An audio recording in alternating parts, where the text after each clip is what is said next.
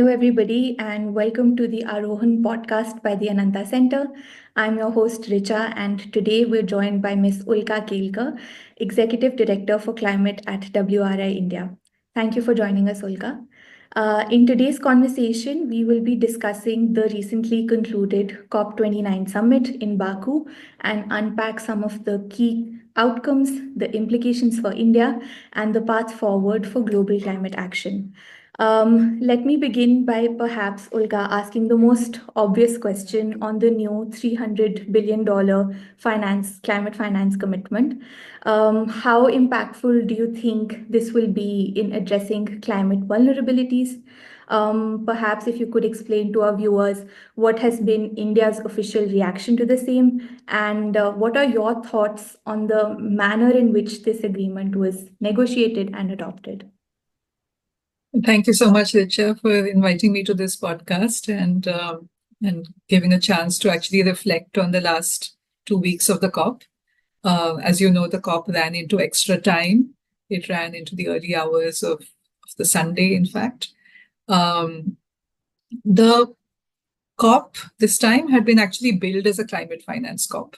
So a lot of anticipation had been built up that not just the last 2-3 years of discussion on climate finance, but in some sense, the entire build-up since the $100 billion goal was first announced in 2009, as far back as the Copenhagen COP15.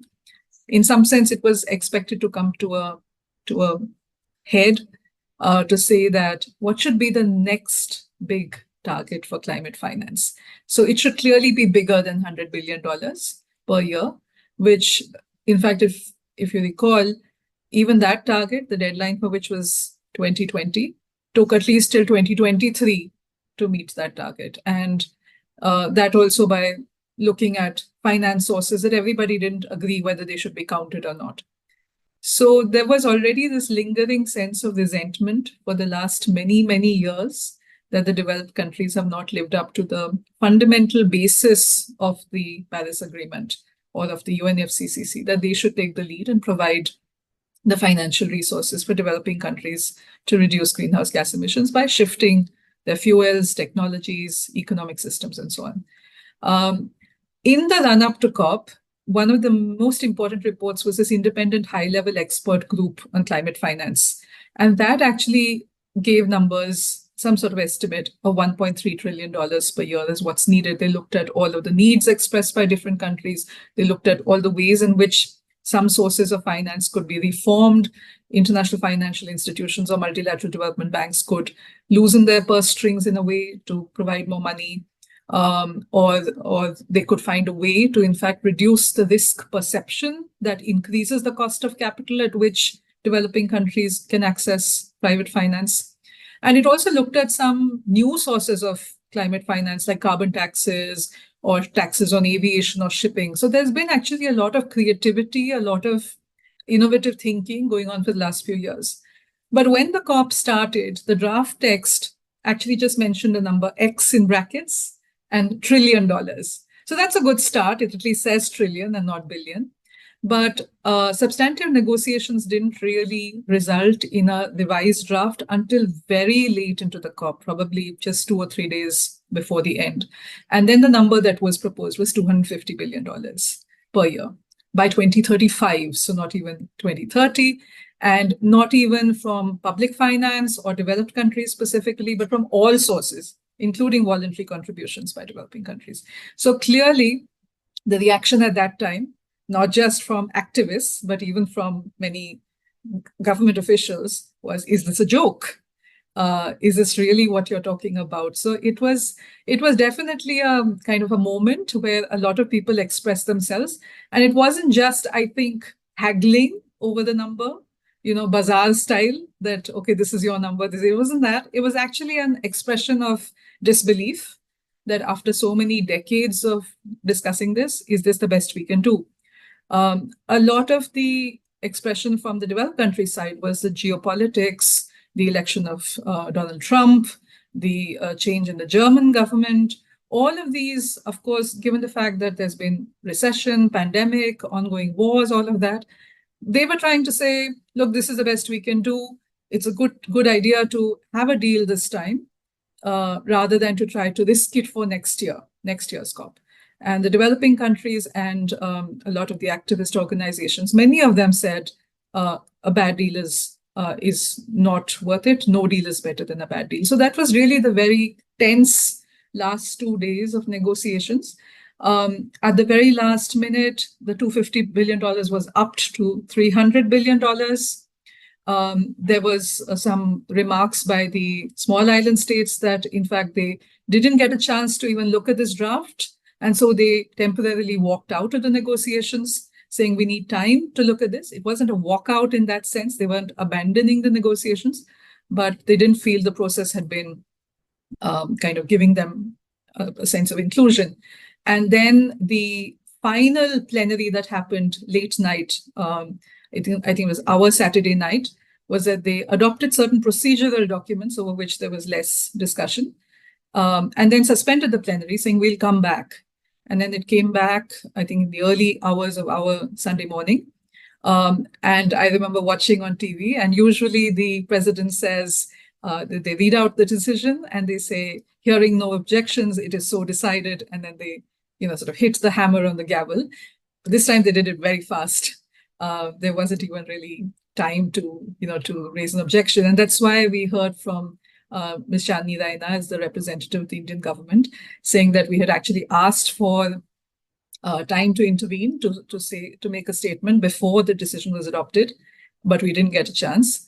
And so she spoke. I think it was quite extempore. I didn't see her reading. And with a lot of anger, a lot of kind of objection to the way things were done. I think it's been a dramatic moment because it actually, in a way, expressed what a lot of people were feeling, that the numbers don't matter so much as the fact that we've been saying again and again that climate action requires a lot of funding. What we can provide through this UNFCCC process may be only a subset of that funding. But it is important to use this process and to use the climate finance number as a symbol of trust between developed and developing countries. And if you think about it that way, then putting a small number just means putting a very low value on that trust. So that's really the more philosophical way of looking at it. Practically, of course, there will be a lot of private investment that will be needed. The public finance can leverage a lot of private finance. Domestic resources will be used towards climate change. There might be south-south flows. So, of course, counting all of that, we might even reach the 1.3 trillion number by 2035. That's referred to in the document. But yeah, it could have been better in that sense, the way it was done. That's very insightful. Just to follow up on that, I think that there was a lot of controversy around where the 300 billion will come from. So what is your take on that? Because I think there was a lot of reluctance of dispersing it in the form of grants or concessionary loans. So what's your take on that? Yeah, I think for the last several years now, people like developing countries like Fiji, Bangladesh, small island states who have been facing a number of extreme weather events have been saying that that even those who are the most vulnerable to climate impacts, even if we get funding to adapt to those impacts, if that funding is in the form of loans, then we become doubly indebted. Anyway, the economic cost is high, but climate change and climate debt is becoming unsustainable for us. So there is a need for more grants rather than for loans. For adaptation to the impacts of climate change in general, sectors like agriculture, water, health, forests, natural ecosystems, which need to be made more resilient, these are not very market-friendly sectors. Things like renewable energy or industry green hydrogen, they can generate returns for investors. So they might be well suited to loans or to commercial investments. But adaptation needs more grants. And so there were two things that were being emphasized. One, the need for more grant funding, especially for the least developed countries and the small island states. In, I think, last year's COP, they used the expression particularly vulnerable countries. And the second is the need for a balance between adaptation and mitigation, because most of the climate finance we see is going towards reduction of greenhouse gas emissions in sectors like energy, industry, transport, urban areas. So the text in general does call for the need for balance between adaptation and mitigation. So that's a good thing. But the $300 billion goal specifically is not meant to come, according to this text, according to this decision that was adopted, from public finance sources alone or from grants. It says everything. So in that sense, it is disappointing. Disappointing because it doesn't seem like a strong outcome that you can negotiate only by bringing together these 198 countries of the world, including the richest and the biggest emitters. This kind of deal could have been more, it sounds more business as usual to me.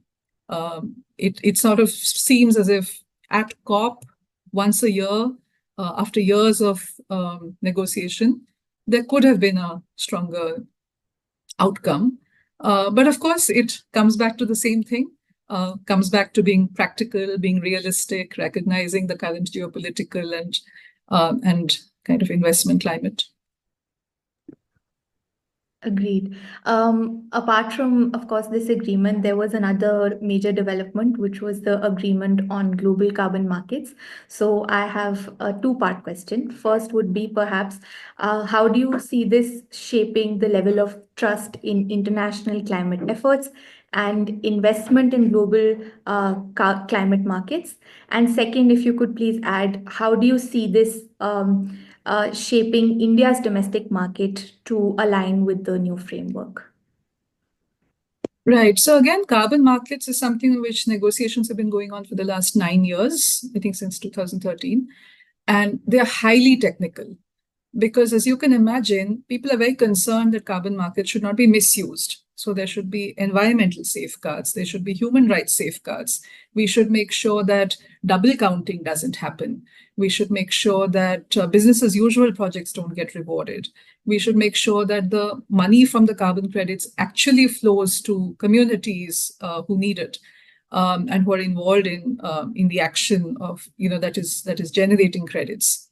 So if you want to have all of these things, then things become quite intricate. You also need a system where each country has a domestic registry for carbon markets, and that is linked to every other country's registry or to an international registry. There are some carbon credits that are generated by projects. So that is what we call Article 6.4 of the Paris Agreement, which is a project-based mechanism. And then you have Article 6.2, which is more the kind of bilateral trading. So there are different types of carbon markets as well. So as you can imagine, this became quite technical and went on for many years. And finally, at this COP, on the first day itself, one of the things that was done to expedite this was to say, here are the recommendations from this supervisory board that has been looking at Article 6 standards and methodologies. Please accept these recommendations. Let's not have a whole debate on standards and methodologies. So that's a good thing, because what this means is that now that standards are in place, then new methodologies which are to be followed can be adopted as perhaps in 2025 itself, after which credits can be issued. Another thing that was done was to say that maybe every country can't afford to set up a whole carbon registry. So they've offered a dual layer registry, with the UNFCCC offering a kind of international registry for countries to use. They've brought in something called a sustainable development tool, which can be applied to make sure that environmental safeguards or human rights safeguards are built into the design or the monitoring of a project. So there are many such recommendations that have been brought in and that have been, in principle, adopted by this COP. So in a way, I think it was very close, but finally one can say that the rules are in place. Having said that, carbon market mechanisms are not a panacea for emission reduction. They're not actually designed to have deep emission cuts. What they're designed to have is once people have agreed on emission cuts, the carbon market can reduce the cost of meeting those emission cuts. So it's not really designed for equity, it's designed for efficiency. So it can always be one of many policy levers or one of many solutions. It can't be the only solution. So in that sense, it becomes important that that the carbon market decision is also seen as going hand in hand with progressively stronger NDC targets, especially by the developed countries, because they would be the buyers of these credits. So for example, if the US government decides to withdraw from the Paris Agreement under the upcoming Trump presidency, then perhaps one potential large buyer of carbon credits would leave the market. There might still be buyers like US states or US companies, but there might be some impact on carbon market prices, for example. So that's one issue. The second thing that you asked about the Indian carbon market, and that becomes a very interesting matter of additionality. So what the government of India decided a few years ago was to create a committee and to create an Indian carbon market. This is being, I think, overseen by the Bureau of Energy Efficiency. But they also announced a Gazette notification giving a list of projects which they say that they will be willing to consider trading in terms of credits from these projects. And these are not the usual type of projects. So it's not just renewable energy, but it's renewable energy plus storage. It doesn't include onshore wind, which has become quite competitive, but it does include offshore wind. It does include things like green hydrogen or green ammonia or sustainable aviation fuel, where the technology is still very nascent, or carbon capture utilization storage. So they've gone and listed out the more expensive, technologically difficult and challenging projects and saying, these are the kinds of projects that we would like to explore for getting carbon credits, so that we can use the money from the carbon credits to motivate or to spur investment in these more technologically advanced projects. However, there are, of course, many Indian cities, gram panchayats, companies who are now looking forward to using carbon credits even as one component of the revenue streams that they can use to fund projects. So in that sense, it will actually see, I think, a lot of activity in the coming year, this particular market. That's incredibly insightful. You briefly mentioned to the incoming Trump administration, and my next question would perhaps be linked to that. Do you think it had any impact on this year's negotiations? And going forward, how will it shape the global climate agenda? Do you think that now that there is skepticism around the US's participation in global climate efforts, will we see countries like China taking up a more active role? And perhaps then follow it up with how do you think it will impact the India-US climate relationship, their clean energy partnership? I was in COP 6, I think, or COP 6.5 as they called it, when George W. Bush had actually withdrawn from the Kyoto Protocol. I think this was in 2000 or something. And then, of course, I was around when the first Trump presidency, they withdrew from the Paris Agreement. The reaction is always one of greater determination from the rest of the world. In the first Trump presidency, in fact, there was this group of organizations that got in and announced a report called America is Still All In. And they looked at all the state governments or the companies that were making ambitious announcements. So even the EU and others, they like to make a point of it that we can still have a strong impact even in the absence of the US. I think I was actually very encouraged by the fact that in this particular COP, quite early on, the UK announced, I think, an 81% reduction in emissions from 1990 levels by, I think, 2035. That's a big deal. It's very much on trend with their net zero target and with their past NDC. But it's not a backtracking. Same with the EU, same with Mexico, Brazil, Indonesia. Many large countries made announcements. Of course, it matters that the biggest polluter, the richest country, is not in the UN framework. Of course, that makes a big difference. But it is what it is, and let's see what happens. Two, three matters of detail. One is when the elections were going on, there were actually some rumors, there were some leaked documents or something which said that not only would President Trump withdraw America from the Paris Agreement, there was even a possibility or even a hypothetical scenario being considered of leaving the United Nations Framework Convention on Climate Change, the parent document. And there was some speculation on whether there would be any benefit of doing that, because it's a framework agreement. It doesn't actually carry any very concrete or tangible commitments. So perhaps they won't need to.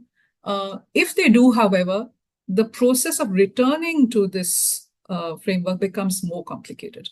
The Paris Agreement, when Trump left it, there is a 1-year cooling period, and the Biden presidency, when it came in, on the first day they rejoined. That may not be possible if there's actually a withdrawal from the UNFCCC. The second more practical issue is that of climate finance, because a lot of these funds like the GCF, these international climate funds that we have, the US is supposed to be one of the largest donors. So this actually absolves them of any responsibility. So again, for this $300 billion, that was weighing very heavily. That was the kind of always in the backdrop, that with the US out, you can't expect better than this. So in that sense, I would say it's already had a dampening effect on spirits in the negotiations. But more broadly speaking, I think for the US, given the domestic legislation that has happened, the Inflation Reduction Act, the investments that have happened under that in clean energy and other activities, it seems to be already having an effect, a positive effect on economic vibrancy and job creation in specific states and locations. There is one set of data which says that in 80% of rural counties, clean energy jobs already exceed fossil fuel energy jobs. So in that sense, that trend seems to be difficult, I think, to reverse. People see the benefits of that. And for the US, I think an interest in securing supply chains might make India-US collaboration more likely, whether it is on, say, electric vehicles or green ammonia. It's a balance between each country wanting to be energy secure and wanting to generate jobs domestically through domestic manufacturing, but also to be able to have resilient, secure supply chains with friendly countries or with partner countries.